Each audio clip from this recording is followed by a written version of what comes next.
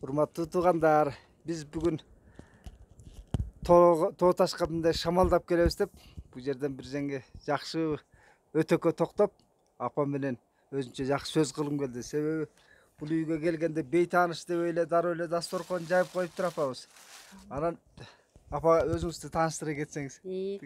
Мен ушул Нарын районуна караштуу Оттук айылынын тургуну болом. Ушул Оттук Капчак айылында небере балдарым менен жайлатап отурам. Ушу эки жактан келген неберелеримди чогултуп алып, аларды да эс алтам, өзүм да эс алам, келген кардарларды да эс алтам. Бизге окшоп келген кеткендерге жакшы шарт түзүлүптүр. Себеби азыр коронавирус деген апат келгендечи кыргыз чочулап эле отурабыз. Ички туризмди өнүктүрө албай атабыз. Анан эшик эликте караганда көп учурда бизде кыргыз отурукташканда коктуголотко чуркайт да. Туалет куруп койбойт, туалет курупсуздар, очок, баскан турган жериңиздердин баарын көрүп, анан мени кызыктырганы мореке болуп атат. Биз кармайды көрчү элек да. Анан биздин кыз келиндерге бул үйрөнүп алганына жакшы да, ушуну үйрөтүп койгонуңузчу. Муну себеби бул кээде буга идиш таппайбыз да. Анан малдын иче кардына деп атасызбы, кандай жазат? Бул эме сүттү тартып эле баягы жасаган каймак майыбыз да. Анан кадимки эле койдун ичегиси. Муну карындай кылып эле туздап коем. Анан кийин туздагандан кийин кичине кургатып туруп ыйлеп туруп коюп коем. Анан мынтип май сызгырганда эле ошентип бөлүп тиги куюп коем. Анан эскилерден көргөнүңүзбү же өзүңүз ойлоп тапкансызбы? Жок, ал өзүмдүн эле ойлоп тапкан. Эскилер карынга куйчу эмес беле. Карынга салчу. Анан ал мисалы үчүн карынга салып койгондо карынды бүт бойдон балаңа берсең же кыз кыркыныңа же келген тигиреке тааныш илкөөчүңө берсең күлөгөн карынды бере албайсың да. Анан муну чакандап куюп коем. Бул жеңилирээктүү болуп калат. Анан көңүлдүү болуп калат. Анан берип салып куюп берем. Бул чөбөгөсү жедиңерби? Чөбөгөсү жакшы жедик. Даамдуу чөбөгөбүз. Баарыбыз кыргыздын өзгөчө көпчүлүгү баягы айыл жеринде чоңойгонбуз да. Анан көзгө жакшы көрүп кеткен. Ойлоп таап жөндөмүңүз да мунучу. Ал үчүн кыргыздарга бул жайылып кетет, көрөбүз. Тиги сиздин атыңыз дагы неме болуп калышы мүмкүн булчу. Себеби мал сойгондо баягы этин жеп алып атпайбызбы? Анан муну жаңы ойлоп табуучулугуңузду башка кыз келиндерге жайлоодо жүргөндөр идиш таппай, кээде карны жетпей калса чакан экен муну. Жайлоодон көбүнө эле бул баклажка деп эле бул Кытайдын баклажкасына куюп жүрүшөт. Анан бул мындай караганда кыргыздын тигиреке немеси да, туздап коет, малдын немеси. Мындай караганда жанагы таза экологический деп койсоңар, мындай баары жакшы болуп атпайбы? Кыргыз соодага үйрөнүп элек калыппыз да.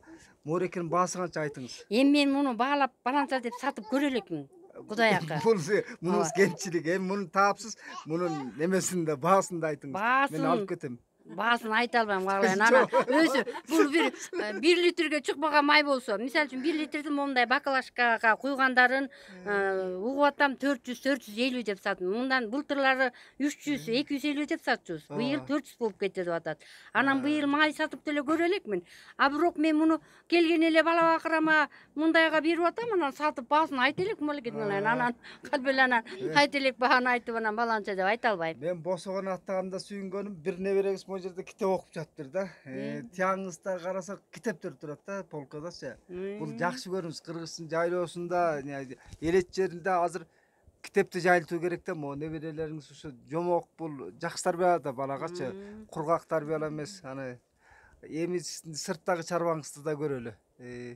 Себеби ички туризмдечи апа, бүгүнкү күндө эл четке чыккысы келет, тоо ташка баргысы келет да, өткөн кеткендерге деле кулак кагыш болсо жакшы да.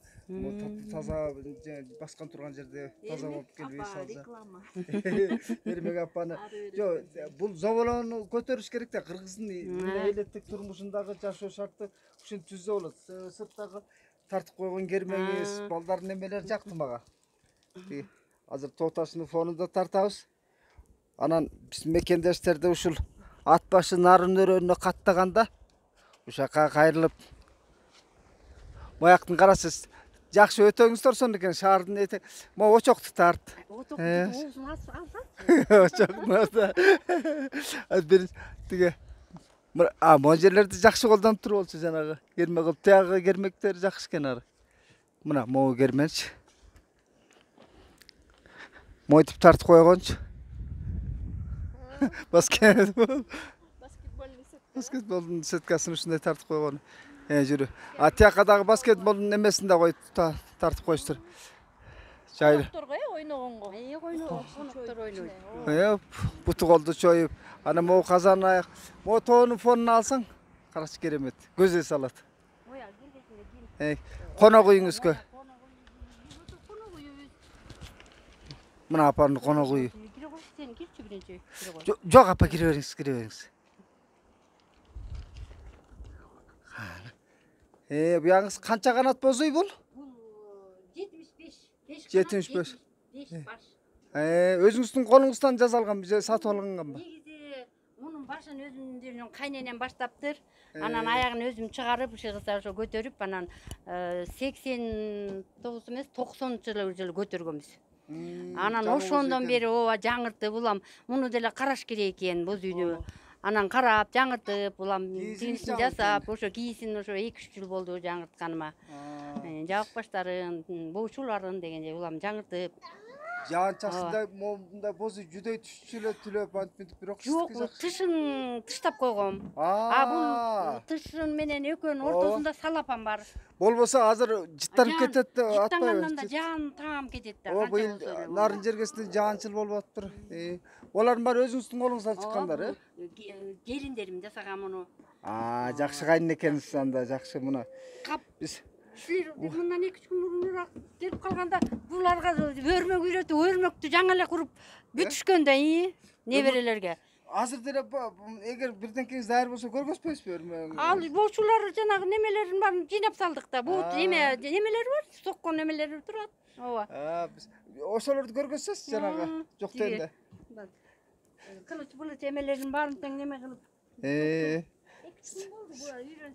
Себеби такыр эчтеке билбей калып атышпайбы? Ооба апа, биз элеттик энелердин образдарын жарата албай, көргөзө албай атпайбызбы? Анан сизди көргөндө сиздин аураңыз бир айылдын апаларындай кармаган эткен оокаттарыңызга ыраазы болдум. Муну эми ушунун баарын эле ушу неберелер үйдө отуруп телефон чукулагач андан көрө үйрөнсүн деп бул немеси кылыч адыргысыз эткенде жатпайбы ар жакта?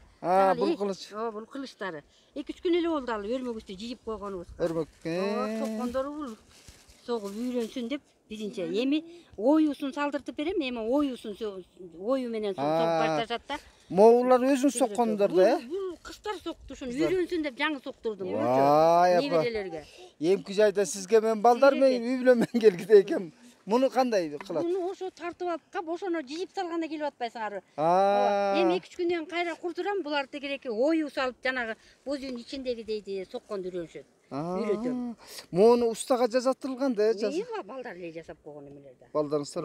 Могу быдыраласы эмнеге жана минтип жыйып тартканда анан неме жылышпагандай да? Жок, жылышпаганда минтип тартып улам агын карасын чыгарып турат да улам. Анан ошондо тиги эме кылат. Могу таяктар эмне менен тарт муну тартып алып турганга. Мындай жиптин ортосунан эметилет, анан агы мынтип тартканда чыгат. Агын чыгып, карасын чыгарып ошентип турат. Анан болбосо булар телефон чукуп эле эчтеке билбей калганып атпайбы? Булар небелери? Неберелери да ооба. Кыздардыкы, балдардыкы? Балдардыкы. Кыздар жок, жалаң эле балдар. Сентябрга чейин биякта жатасыздар? Буйруса ооба. Көп жылдан бери турасыздар? Ооба, 7 жыл болду. Бул жерге турганыбызга. Негизи баш аягы 10 жыл келгенибизге, бирок 3 жыл башка жакта отурганбыз, бул жерге отурганыбыз туура 7 жыл болду. Могу өтөктүн могул жактарын сонун жер экен, могу жолдун боюнда. Себеби мунун эми ичинде бар экенин айлайм, бөрү карагат бар. Бөрү карагатты аябай дары кылып атпайбызбы? Ал бар.